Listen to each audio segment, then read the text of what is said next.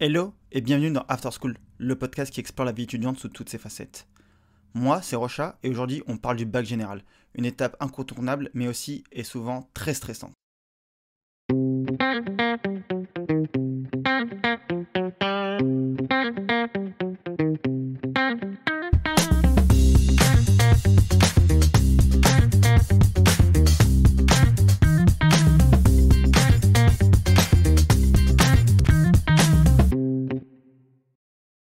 Au programme de cet épisode, différentes parties.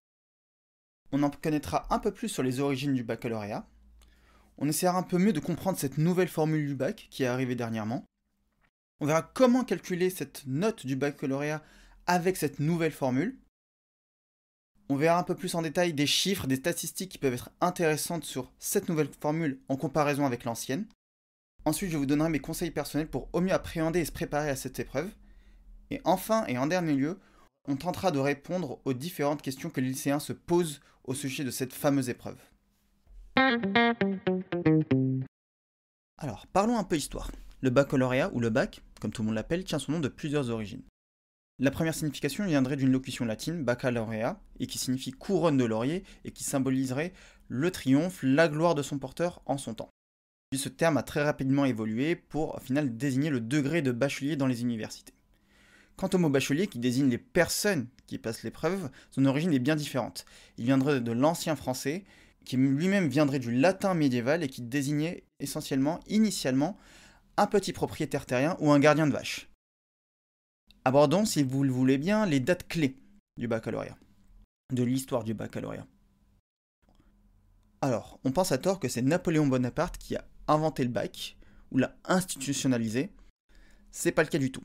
On retrouve des traces du bac au XIIIe siècle, où il apparaît à l'Université de Paris pour les étudiants en droit, en art, en médecine et en théologie. Puis, durant la Révolution française, il est totalement supprimé et ne revient n'est rétabli qu'en 1808 par la volonté de Napoléon Bonaparte comme premier grade universitaire. Et ce n'est qu'en 1874 que le baccalauréat se divise en deux parties. La première partie pour les premières et ensuite pour les terminales. Maintenant qu'on a fait un voyage dans le passé, revenons un peu plus à l'état actuel des choses et parlons de la nouvelle formule du baccalauréat. Et comment se présente-t-elle? Alors je dis nouvelle car je suis issu de la précédente génération de bacheliers avec les fameuses filières S, ES, L. Pour ma part, j'ai fait la filière S, représente, qui ont été introduites en 1995 par Jack Lang. La nouvelle formule, quant à elle, n'est mise en place qu'en 2019 par Jean-Michel Blanquer, à l'époque ministre de l'Éducation nationale, et présente plusieurs différences significatives par rapport à l'ancienne formule. Je vous les détaille juste après. Alors, les différences notables sont au nombre de 6, je vais vous les détailler. La première, la plus étonnante, la plus choquante, la plus marquante, c'est l'introduction du contrôle continu. Auparavant, il n'y avait tout simplement pas de contrôle continu. Tout arrivait, tout se calculait, tout se passait en fin d'année terminale ou en fin d'année première. Et maintenant, avec cette nouvelle formule, 40% de la note finale correspond au contrôle continu, c'est-à-dire à tous les sujets, à tous les DS, à toutes les notes qu'on a au cours de la première et de la terminale sont comptées, ainsi que les notes trimestrielles sont comptées et forment 40% de cette note, de cette épreuve finale. Et 60% donc reposent sur les épreuves qui sont réalisées en fin d'année de première et en fin d'année de terminale. La seconde différence, ce sont les spécialités. Anciennement, on avait les filières qui étaient déjà prédéfinies, avec 1 à 2 options à choisir en cours d'année. Donc anciennement, on avait les filières L pour littéraire, ES pour économique et social, et S pour scientifique. Désormais, les élèves doivent choisir 3 spécialités en seconde qui vont être ensuite appliquées en première, qu'ils vont étudier et pratiquer en première. Puis, ils n'en conservent que 2 parmi les 3 en terminale. Le troisième point, ce sont les épreuves anticipées.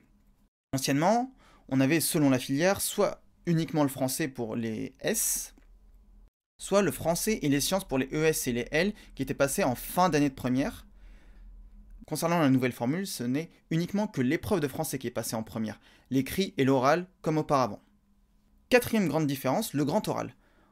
Anciennement, entre 1995 et 2019, le grand oral n'existait tout simplement pas. Nous avions des épreuves d'oral de langue, mais aussi ce qui pouvait se rapprocher plus du grand oral, le TPE, le travaux pratiques expérimental, mais ce grand oral, ce type de grand oral, je mets des guillemets sur ce que je dis, n'était réalisé qu'en année de première.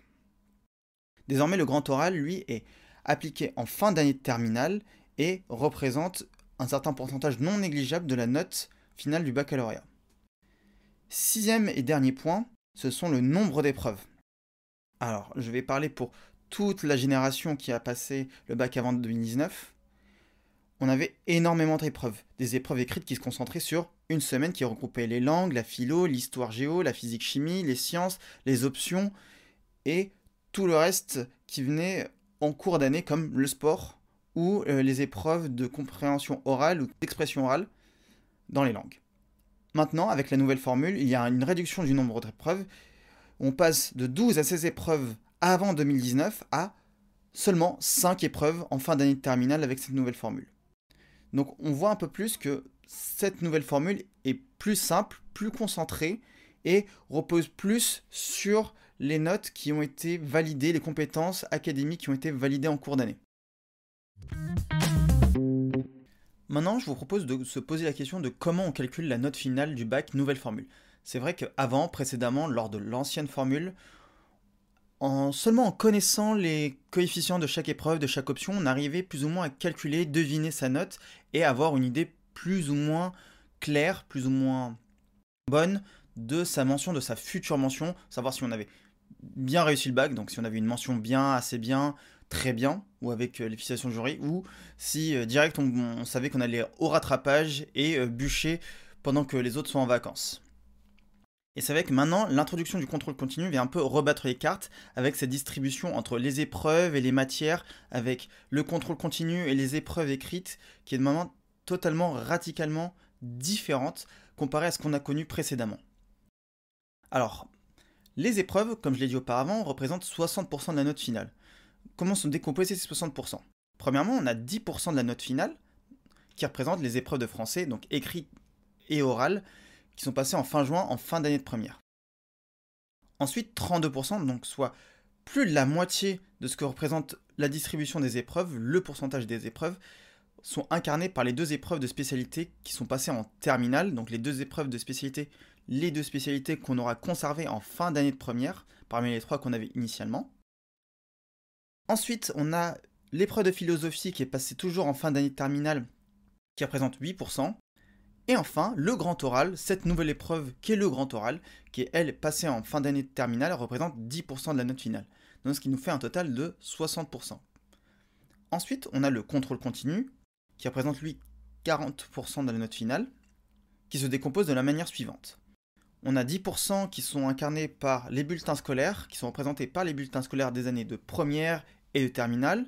Donc il est relativement important d'avoir un bon niveau, d'où l'importance d'avoir eu des bonnes notes lors de ces 2 années, car elles ne vont faire qu'augmenter votre moyenne, qu'augmenter vos potentielles chances d'obtenir une mention.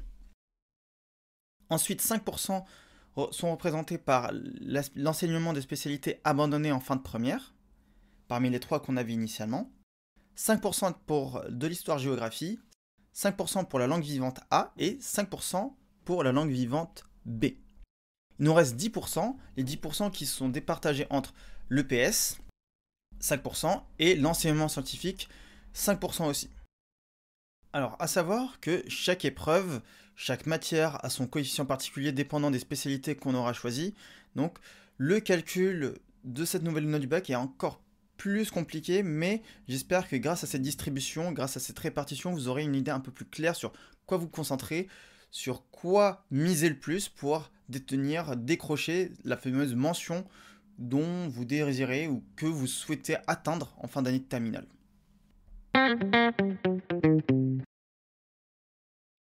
Entrons un peu plus dans les chiffres et dans les statistiques. Je vais vous donner quelques chiffres, statistiques clés sur les résultats du bac général de ces dernières années hors période Covid, car le bac lors de cette période Covid a été clairement donné, car les élèves n'avaient pas forcément les mêmes moyens pour suivre les cours, n'avaient pas forcément les mêmes contextes familiaux ou le même environnement, que ce soit familial, personnel, économique, pour suivre au mieux les cours. Premièrement, parlons du taux de réussite. Alors, qu'est-ce que le taux de réussite? Le taux de réussite, c'est le pourcentage de bacheliers dont la note est supérieure ou égale à 10 sur 20. Et on constate depuis 2019 que cette métrique, ce taux de réussite, est en constante évolution, en constante croissance même depuis 2019. Donc il part de 2019 à 91,1% pour atteindre en 2024 96,1%. Donc 5 points en 5 ans, c'est non négligeable. Comparé à l'ancienne formule, à la formule entre 95 et 99, donc en 95, le taux de réussite était à 75%, pour atteindre près de 88% en fin d'année 2018, début d'année 2019, avec une croissance relativement linéaire. Maintenant que nous avons parlé du taux de réussite, parlons un peu plus des mentions. Parce que c'est ce que visent la plupart des lycéens, c'est ce qui est devenu un marqueur distinctif pour les bacheliers. Alors je préfère le rappeler, on a 4 différentes mentions possibles. La première sans mention, donc si on a eu une note entre 10 et en dessous strictement de 12 sur 20. À partir de 12, entre 12 et 14, légèrement en dessous de 14, on a la mention assez bien. À partir de 14 jusqu'à 16, on a la mention bien. Et au-dessus de 16, on a la mention très bien. Et on se rend compte que dernièrement, les mentions sont devenues le nouvel objectif des étudiants, le nouvel enjeu des bacheliers, car, comme je l'ai dit, elles représentent un marqueur de distinction à l'entrée du monde des études supérieures. Et c'est vrai que cette course à la mention, c'est une conséquence directe au fait que le bac, au cours du temps, a un petit peu perdu de sa superbe, a perdu sa dimension de barrière, et ce n'est pas moi qui le dis, c'est Patrick Rayoux, sociologue en sciences de l'éducation, au micro de France Info, qui déclare « Dès qu'on généralise l'accès à un diplôme, sa valeur marchande a tendance à baisser. Pour contrer cela, les élèves font tout pour avoir des mentions afin de se distinguer. » À savoir, les mentions n'apparaissent plus sur Parcoursup, mais les mentions, elles permettent quand même d'accéder à des parcours historiquement prestigieux comme les classes préparatoires qui continuent à regarder ces choses-là. Alors si vous savez d'ores et déjà quelle mention vous voulez obtenir, quelle mention vous voulez obtenir en fin d'année de terminale, un des choix qui s'offre à vous, c'est le choix des options en terminale, donc maximum 2 options. Et ce qui est bien avec ces options, c'est seuls les points qui sont au-dessus de 10 sont comptés et coefficientés en fonction de la spécialité que vous prenez, des options que vous prenez. De mémoire, à mon époque, donc seul le latin était coefficient 3, je crois que le grec aussi, et toutes les autres options étaient coefficient 2. Mais ce qui rapporte quand même pas mal de points. Parlons un peu plus du taux de mention très bien, et on remarque que ce taux de mention très bien est relativement constant entre 2022 et 2024, entre 14,1% et 14,3%, alors que pour l'ancienne formule, le taux de mention très bien s'est vu doubler entre 97 et 2016, donc il est quand même passé de 7% à 14%. Et on remarque donc que depuis 2016, le taux de mention très bien est resté relativement constant au cours du temps. Alors comment peut-on expliquer cette telle augmentation du taux de réussite et cette telle augmentation du taux de mention très bien? Certains diraient que le niveau baisse sans même prendre la peine de préciser de quel niveau il mentionne, de quel niveau on parle. Est-ce que c'est le niveau des professeurs du secondaire? Est-ce que c'est le niveau des lycéens? Est-ce que c'est le niveau des exigences? Est-ce que c'est le niveau des compétences requises? Cette déclaration qui résonne un petit peu comme une information, le niveau baisse, alors selon moi, induite ou être une conséquence de plusieurs facteurs selon moi. Des facteurs sociaux, car on en demande de plus en plus aux profs avec des programmes qui changent assez fréquemment. Par exemple, ce qui était facultatif l'année dernière devient un prérequis l'année suivante. Des pressions du jury à l'encontre des correcteurs afin d'être plus indulgents, qui ont été dénoncées par le SNES-FSU, qui est le syndicat des professeurs du secondaire en 2016, ou aussi avec des facteurs économiques. Un lycéen, alors tenez-vous bien, un lycéen coûte en moyenne autour de 10 000 € par an d'après l'Observatoire des inégalités. Et ces taux de réussite élevés peuvent être aussi expliqués par une meilleure orientation dès l'entrée au lycée, donc que ce soit par le professionnel enseignant, par les conseillers d'orientation ou bien par les parents. Et ce choix des spécialités augmenterait donc l'investissement des élèves dans leur cursus. Il faut quand même prendre en compte que les spécialités, c'est quand même un choix et que si vraiment on a la possibilité de choisir quelque chose qui nous intéresse vraiment, on est forcément beaucoup plus intéressé. On va mettre beaucoup plus de cœur à l'ouvrage, on va se démener plus pour quelque chose qui nous passionne. Mais on parlera un peu plus tard du niveau baisse, ça fera l'objet d'un autre épisode si vous le souhaitez. Passons maintenant à la partie qui va le plus vous intéresser. Alors je vais vous donner mes conseils personnels qui j'espère pourront vous aider à mieux préparer, à mieux appréhender cette épreuve stressante pour de nombreux lycéens. Alors moi qui ai passé le bac en 2016, puis après des concours d'école d'ingénieur en 2018 et en 2019, j'ai pu trouver des conseils, développer une routine, des habitudes qui m'ont permis d'arriver plus serein, de mieux appréhender ces épreuves. Alors, je vous propose qu'on sépare d'abord la partie contrôle continu de la partie épreuve écrite. Pour la partie contrôle continu, premièrement, il est primordial, il est plus que primordial de trouver son propre rythme de travail, car ça va vous aider tout au long de l'année à développer des habitudes de travail, un rythme de travail cohérent avec vos capacités, avec vos compétences et avec ce que vous visez. Et pour cela, il est nécessaire de passer par une étape d'auto-évaluation, où on doit savoir quelles sont nos forces, là où on excelle le plus, quelle est notre zone de génie, et les faiblesses à consolider, donc sur lesquelles il va falloir travailler tout au long de l'année, afin de viser, d'atteindre la mention, les notes que l'on désire. Le plus compliqué, c'est pas de trouver le rythme de travail, mais c'est de le connaître rapidement, de le maintenir et surtout de l'adapter en fonction des objectifs qu'on vise. En effet, 10% de la note, soit un quart du contrôle continu, viennent des moyennes de première et de terminale. Donc il ne faut surtout pas négliger ce travail qui est fait en amont, ce travail de préparation, ce travail de longue durée, sur la durée qui est effectué en première et en terminale. Et deuxièmement, il ne faut surtout pas négliger les langues vivantes. Elles représentent quand même 10% de la note finale, donc aussi un quart du contrôle continu. Et surtout que les langues vivantes, on s'en sert dans à peu près tous les emplois qui requièrent une langue étrangère. Donc ça requiert des compétences d'adaptabilité, de mémoire, de communication et d'aisance relationnelle. Donc il ne faut surtout pas mettre sur un second plan ces matières, car quand on est jeune, on se dit forcément l'anglais, je vais pas forcément faire d'anglais plus tard, faire forcément de l'espagnol ou l'italien.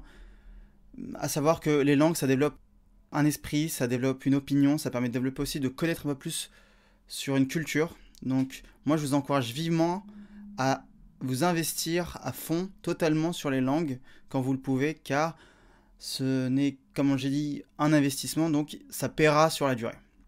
Concernant la partie plus dédiée aux épreuves écrites, je vais vous proposer de les séparer en 3 sections chronologiques. Avant l'épreuve, pendant l'épreuve et après l'épreuve. Alors, avant l'épreuve, donc tout ce qui est au moment de rentrer juste avant dans la salle d'examen, premièrement, venez avec de l'avance. On a tendance à un petit peu sous-estimer ce point-là, mais venir avec 20-30 minutes d'avance, ça permet de rentrer dans cette bulle de concentration, qu'on appelle le tunnel de concentration. Et en vrai, ça va vous permettre de vous préparer mentalement, physiquement, psychologiquement à passer cette épreuve qui pourrait vous donner une note, qui pourrait vous donner lieu à une certaine mention. Et donc, venir avec ces 20-30 minutes vous permettre de vous préparer au mieux avant cette épreuve qui peut être, selon la matière, critique. Deuxièmement, essayez de créer une pochette avec tous les documents importants, donc que ce soit la convocation, la carte d'identité, afin d'avoir tout à portée de main le jour de l'épreuve à montrer aux enseignants, et ça va vous libérer de la charge mentale, donc un peu moins de stress au moment d'arriver en salle. Troisième point, apporter une montre. On se dit toujours, il y aura une horloge, il y aura une montre, l'enseignant va pouvoir me dire l'heure. C'est pas toujours le cas, ça va dépendre des salles, ça va dépendre des lycées, ça va dépendre des enseignants ou des surveillants qu'on aura en face de nous. Donc, et surtout, apporter une montre, ça va permettre de gérer votre temps à votre manière, de savoir sur quel exercice vous focalisez et surtout de vous donner une sorte de plan d'action, de savoir combien de temps vous dédiez à chaque exercice, à quel moment il faudrait sortir de l'épreuve pour, je sais pas, aller aux toilettes, à quel moment il faudrait commencer à passer à un autre exercice. Donc la montre, c'est ce qui va permettre de rythmer votre épreuve. Et vraiment rythmer au premier sens du terme, donner une sorte de période à un enchaînement précis d'actions. Quatrième point, à l'entrée de la salle, mettez-vous dans votre bulle. Alors qu'est-ce que je veux dire par là? C'est que dès que vous rentrez dans la salle, coupez tout contact avec tous les autres camarades. Si c'est pour parler, essayez de ne parler qu'avec les surveillants, qu'avec les enseignants qui vous surveillent. Car le fait de parler avec les autres élèves, avec les autres bacheliers, ça va faire que d'apporter du doute dans votre esprit, ça vous conforte rarement dans vos convictions ou dans vos connaissances, ça vient toujours un petit peu apporter du désordre. Donc moi, le meilleur conseil que je pourrais vous donner, c'est dès que vous rentrez dans la salle, vous vous mettez sur votre table et vous attendez que les surveillants viennent vous parler, vous confirment les consignes, vous donnent directement les règles à suivre lors de l'examen.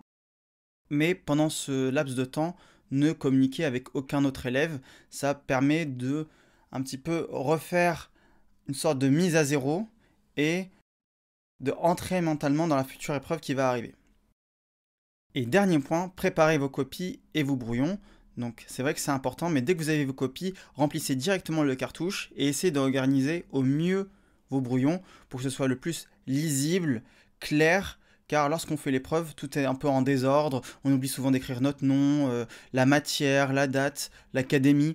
Donc dès que vous rentrez, préparez le plus de copies possible, préparez vos brouillons sur un côté, essayez de les classer, comme ça, au moment de l'épreuve, vous n'avez pas forcément besoin de chercher à droite, à gauche, ici et là, pour savoir quelle est la partie 1, quelle est la partie 2, est-ce que c'est le brouillon pour la composition, est-ce que c'est le brouillon de l'exercice 1, est-ce que c'est le brouillon de l'exercice 3. Essayez voilà, d'être le plus clair possible. Comme je l'ai dit, ça va essayer de réduire votre charge mentale. Passons ensuite à pendant l'épreuve, au conseil qui se déroule pendant la session d'examen, pendant cette composition. Premièrement, essayez de parcourir le sujet pour voir s'il y a plusieurs exos, plusieurs consignes, essayez d'étudier dans quel ordre commencer. Donc si c'est plusieurs exos, parcourez-le très rapidement, savoir quel exo demande plus de temps, moins de temps, quelle partie a plus de difficultés, requiert plus de compétences, voir où sont vos forces, vos faiblesses, savoir quelle partie commence avant une autre. Sachez que pendant l'examen, les exos, vous pouvez les faire dans l'ordre que vous voulez, du moment où vous notez bien vos pages, vous les numérotez bien. Et ensuite, préparer ou parcourir le sujet, ça va vous permettre de vous définir une sorte de plan d'action, de savoir qui doit être fait en premier, qu'est-ce qui doit être fait en second lieu, qu'est-ce qui doit être fait en dernier lieu, et n'oubliez pas la relecture. Deuxièmement, utilisez le brouillon à bon escient. On a tendance des fois, où j'ai vu un certain nombre d'élèves qui ont tendance à écrire tout sur le brouillon, mais littéralement toute la composition d'histoire géo ou de philo, puis à tout recopier directement au propre sur la feuille d'examen.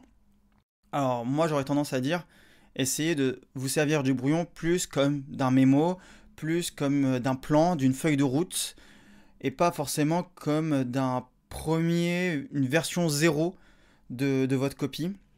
Le brouillon, il est là pour éloigner vos doutes, construire votre réflexion et essayer d'apporter des éléments qui pourront être utilisés par la suite dans votre copie.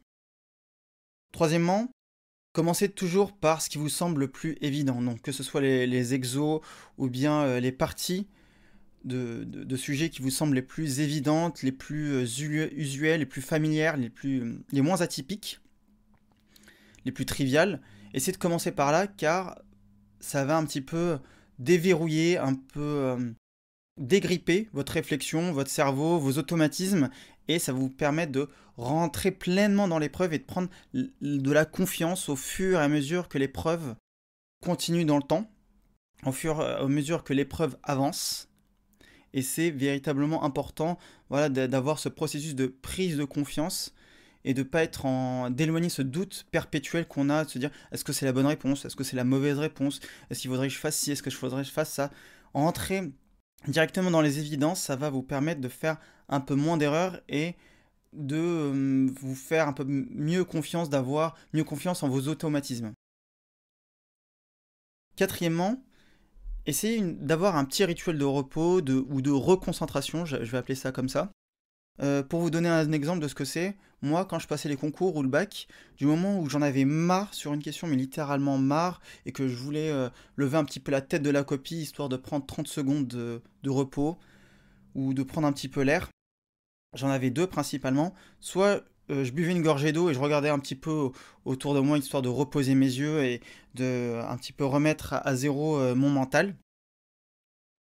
Soit j'allais directement aux toilettes, ça me faisait un petit peu de bien de marcher, d'aller aux toilettes boire un coup, ou juste de parler avec le surveillant sur le trajet de l'aller et le retour, de la salle d'examen jusqu'aux toilettes. Et ça permettait un petit peu de me refocaliser après sur ce qui me restait à faire, comment je devais l'aborder, qu'est-ce que je devais faire en premier, combien de temps il me restait.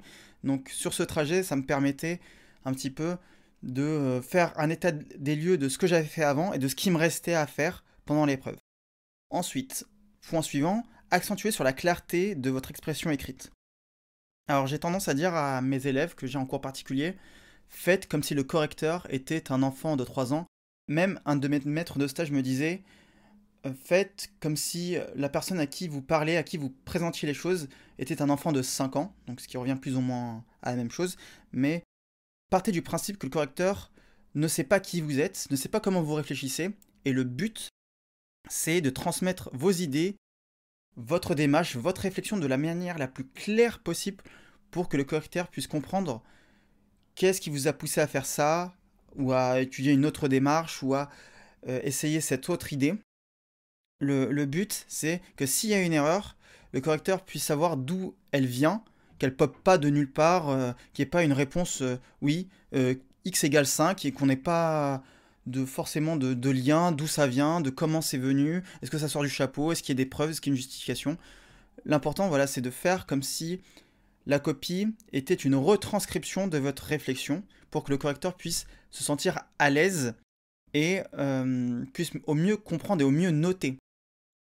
On dit souvent que le correcteur, il va noter selon la clarté de l'expression écrite. Par exemple, s'il n'y a rien de justifié, rien qui est justifié, rien qui est correctement mis en place, aucune hypothèse, aucun point de cours, et seulement la réponse, le correcteur va être totalement intransigeant sur les futures erreurs.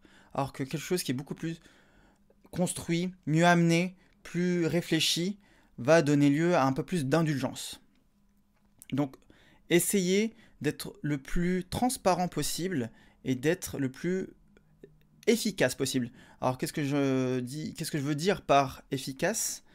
Je veux dire quelque chose qui ramène tous les points, mais en écrivant le moins de phrases ou le strict minimum.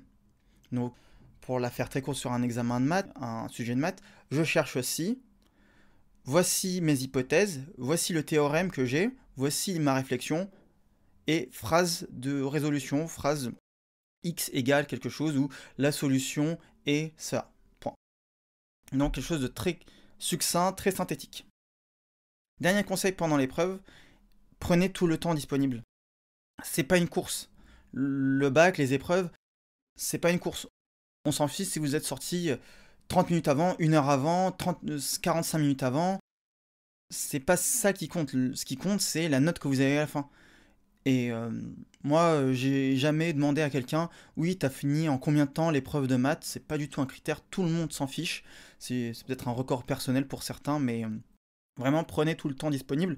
Si on vous donne les 4 heures, c'est qu'on juge qu'en 4 heures, vous pouvez donner naissance à une copie qui est très bonne. Donc, si on vous donne X heures, prenez ce temps-là et n'essayez pas d'être plus rapide que la musique. Donc, essayez de le répartir en relecture, en partant de la fin. Donc, ensuite, construction de la réflexion sur la copie. Et au tout début, donc, comme je le disais, parcourir le sujet et établissement du plan d'action. Donc, essayez voilà, de prendre à bras le corps toute cette épreuve pendant ce temps imparti. C'est un temps imparti, c'est pas une course, c'est littéralement pas une course, c'est un examen. Donc prenez le temps qu'il vous faut, pour composer, pour rendre un travail dont vous êtes fier. N'essayez pas de battre un record ou quoi que ce soit d'autre. Ça serait totalement désavantageux et ça se ferait au détriment surtout de votre copie. Et après l'épreuve, on passe enfin à après l'épreuve, il n'y a qu'un seul conseil, et celui-là est clair, limpide et totalement compréhensible de tous. Quittez la salle et ne parlez plus avec personne. Quittez la salle et ne parlez plus avec personne. Et vraiment, celui-là, il est primordial. Parce que si vous restez dans la salle, les autres élèves vont vous dire « Oh, t'as trouvé quoi la question A? T'as trouvé quoi la question B? Moi, j'ai pas compris. Moi, j'ai compris la question dans ce sens-là. » Ça va apporter que de la frayeur, que des doutes sur vos capacités, sur ce que vous avez fourni pendant l'épreuve. Et franchement, c'est pas du tout ce dont vous avez envie après avoir tout donné pendant une épreuve, après s'être dit j'ai réussi l'épreuve, j'ai d'être ça, je vais avoir 20. Non, essayez voilà, de couper les ponts, ou sinon, si vous voulez parler avec ces personnes-là, vous leur dites on parle, mais on n'aborde pas le sujet de l'examen, on n'apporte pas autre chose. L'épreuve est passée, on passe à autre chose. Le fait de parler avec les gens ne va pas changer votre note. Le fait de parler avec les gens va peut-être vous conforter, mais c'est très rarement le cas. Le fait de parler avec les gens ne va vous apporter, la plupart du temps, que du doute, que de l'incompréhension, que de la frayeur inutile. Donc, l'épreuve est finie, vous sortez de la salle, vous rentrez chez vous, et vous ne communiquez plus sur l'épreuve en tout cas. Vous pouvez encore parler avec vos amis, mais parler sur l'épreuve, ça n'apportera rien de nouveau, rien de constructif. Donc qu'on soit bien clair, ces conseils sont les conseils que j'ai pu expérimenter, c'est des expériences que j'ai pu expérimenter, que j'ai pu vivre en tant qu'étudiant. Ce ne sont pas des règles à suivre, vous les suivez si vous en avez envie. Mais j'espère en tout cas que certains pourront vous aider à mieux vivre et à mieux préparer ces épreuves. Pour cet épisode de podcast, j'ai eu l'opportunité, même la chance, de recueillir certaines questions de mes élèves que j'ai en cours particulier, qui m'ont fait part de leurs doutes et de leurs interrogations sur cette fameuse épreuve. Alors, commençons par la première question. Donc, est-ce que ma note du bac va vraiment déterminer mon futur? Et est-ce qu'une mention bien au bac est suffisante pour mon futur, me pose Gaïa. Alors, Gaïa, la note au bac ne prédestine en rien ton futur. Le plus important, c'est surtout de savoir manier les concepts fondamentaux, les prérequis, les requis pour l'épreuve. Au contraire, c'est qu'après le bac que tout se joue, qu'une partie de ton futur va se jouer. La voie, la formation, le domaine que tu auras choisi, eux vont déterminer sur quel métier tu vas t'orienter. Le bac, en soi, ce n'est qu'une première pierre, ce n'est que les fondations, ce sont que les fondations de ce que tu vas construire après. C'est l'investissement que tu vas mettre plus tard, que tu mettras dans les études futures que tu auras choisies, qui impacteront le plus ton avenir. Donc il faut bien se mettre à ça en tête, le bac, ce n'est qu'une porte. Concernant la mention c'est un défi personnel. Plus pour, on va dire, flexer en société, parce qu'elle n'apparaît plus sur Parcoursup, elle paraît peut-être sur ton dossier, mais il n'y a pas forcément de modèle ou de relation entre la mention au bac et la profession qui sont déjà prédéfinies. Donc, la mention au bac ne prédestine en rien non plus de ton avenir. Pour la petite histoire, j'ai un très bon ami à moi que j'ai rencontré en première année de prépa, et on était tout un groupe d'amis, c'était le seul à avoir eu une mention bien au bac, et tous les autres avaient eu une mention très bien de mon groupe d'amis, notamment moi-même. Et c'est totalement véridique et factuel, il a eu une des meilleures écoles, il a réussi à intégrer l'école normale supérieure, une des plus grandes écoles en recherche de France. Donc il forme notamment des enseignants-chercheurs et qui a des cours en sciences à la pointe. Donc tout ça pour dire que la mention en bac n'active en rien des modèles ou des corrélations prédéfinies. Donc Gaïa, rassure-toi, le bac, ce n'est que les fondations de ton futur, et la mention, il n'y a pas forcément de mention suffisante. Donc la mention, c'est ton défi personnel, ton objectif, ton enjeu. Et le bac, c'est seulement ton seuil de porte, ton encadrement, qui va ensuite permettre à toi de construire toute la maison qui est autour, qui définira ta formation, ton orientation professionnelle. Ensuite, Fabio me pose la question des défis les plus courants que les élèves doivent faire face lors des révisions ou lors de la préparation du bac. Alors Fabio, le plus souvent, c'est le manque de cadre ou c'est bien le manque d'organisation autour des révisions. J'aurais tendance à dire la chose suivante: travaillez sur vos faiblesses tout en maintenant vos forces. Alors c'est un petit peu dur à comprendre, mais c'est assez simple. En fait, tout ça pour le dire simplement, en fait, c'est adapter votre quantité de travail en fonction de vos lacunes et de vos points forts. Investissez plus de temps sur quelque chose sur lequel vous avez plus de mal afin d'acquérir le plus de connaissances, d'engranger le plus de compétences possible et d'être le plus à l'aise possible au moment de l'épreuve, et maintenez vos points forts. Essayez quand même de réviser tout ce qu'il faut, ou toutes les connaissances nécessaires, tous les requis nécessaires sur les matières sur lesquelles vous avez des forces, des points forts, des avantages, sur lesquels vous avez une zone de génie particulièrement définie. Mais voilà, essayez de vous former une sorte de planning avec les temps de révision, les sujets de révision sur une certaine durée. Donc la durée va dépendre de vous, ça peut être une semaine, 10 jours, 3 semaines, un mois, selon la quantité de travail et vos objectifs. Moi, ce que j'aurais tendance aussi à dire, c'est que les défis aussi les plus courants, c'est de résister au stress. Donc, essayez un petit peu de vous projeter mentalement dans ces épreuves et essayez de vous l'approprier le plus possible durant cette période de révision.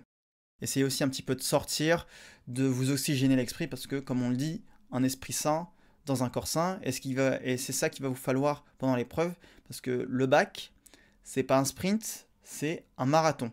Et c'est le cas pour toutes les autres épreuves, tous les autres concours que vous allez devoir passer lors de vos futures études. Alors, on me demande qu'est-ce qui se passe si quelqu'un rate le bac. Alors, si un élève rate le bac général en juin, il a la possibilité de passer des épreuves de rattrapage. Et comment ça se déroule plus ou moins? Alors, premièrement, on a les épreuves de rattrapage, donc comment ça se procède? Alors, les élèves qui ont obtenu une moyenne, donc une note finale, qui est comprise entre 8 et 10 sur 20, seulement eux peuvent se présenter aux épreuves de rattrapage.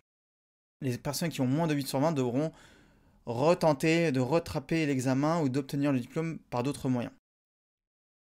Alors, quelles sont les modalités pour le rattrapage? Alors, les épreuves de rattrapage, elles ont lieu généralement quelques semaines après les résultats de juin, et les élèves repassent uniquement les matières où ils ont obtenu une note inférieure à 10 sur 20. Alors, ces épreuves du bac sont constituées de 2 entretiens oraux où l'élève doit choisir 2 matières qu'il présentera à l'oral, et seules les matières passées lors des épreuves écrites sont concernées. Donc, comment ça se déroule? Donc, vous avez 40 minutes pour chaque oral, pour chaque entretien, 20 minutes de préparation, 10 minutes de présentation et 10 minutes de questions avec le jury. Et ensuite, ça donnera lieu à une commission d'harmonisation qui se réunira pour évaluer les résultats et décider de l'attribution du diplôme ou non. Alors, concernant les échecs, donc après un échec au bac général, qu'est-ce qu'on peut faire? Donc, si l'élève ne réussit pas au rattrapage, il peut redoubler sa terminale, s'inscrire dans une formation alternative ou préparer le baccalauréat en candidat libre pour l'année suivante. Mais il est quand même important à dire que le taux de réussite global après les rattrapages est généralement d'environ 90 à 91%. Donc il faut quand même relativiser et dire que la majorité des élèves obtiennent finalement le diplôme, le Saint Graal. En conclusion, qu'est-ce qu'on aura appris lors de cet épisode? On aura appris différentes choses. On aura appris que le bac est une très vieille épreuve et qui n'a cessé d'évoluer avec son temps pour atteindre une nouvelle forme en 2019. Ensuite, on aura vu que la note du bac, même si c'est un peu le bordel, un peu le schmilblick, un peu le bazar, c'est pas si compliqué, mais il faut arriver à se dépatouiller avec toute cette histoire de coefficients et de pourcentages. Puis, on a vu des nombres, des statistiques, des chiffres qui permettraient de vous faire relativiser sur cette épreuve et de vous en apprendre bien plus sur ce processus. Ensuite, j'espère que mes conseils vous auront aidé à un peu mieux appréhender et à arriver beaucoup plus serein et à surtout tout déchirer lors de ces épreuves. Enfin, j'espère que les questions des lycéens et que mes réponses vous ont satisfait, vous ont plu, et je suis convaincu qu'ils n'étaient pas les seuls à se les poser. C'est déjà la fin de ce premier épisode d'After School, j'espère vraiment qu'il vous aura plu. N'hésitez pas à vous abonner sur votre plateforme préférée pour ne pas le louper le prochain, et à partager ce podcast à tous vos proches. Nous, on se retrouve dans 2 semaines pour le prochain épisode. C'était Rocha pour After School. A plus!